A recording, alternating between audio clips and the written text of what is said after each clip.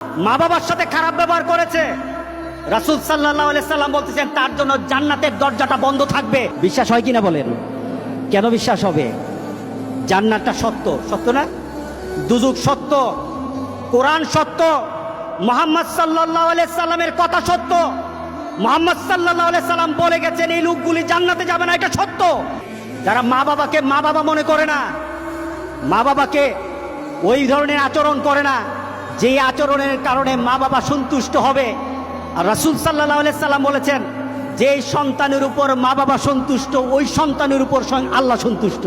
যে সন্তানের উপর মা বাবা অসন্তুষ্ট, রাসূল সাল্লাল্লাহু আলাইহি সাল্লাম বলতেছেন ওই সন্তানের উপর স্বয়ং আল্লাহ অসন্তুষ্ট হয়ে থাকে। ছেলে বিদেশে থাকে, মা বাবার মুখে হাসি ফুটাতে পারে না। ছেলে ভালো চাকরি করে, মা বাবার মুখে হাসি ফুটাতে পারে না। ছেলের ঘরে ভালো রান্না থাকে, মা বাবা সন্তুষ্ট হতে পারে না। ওই সন্তান যত বড় নামাজি হোক, সে জান্নাতে যেতে পারবে না, বলেছেন মুহাম্মদুর রাসূলুল্লাহ সাল্লাল্লাহু আলাইহি সাল্লাম।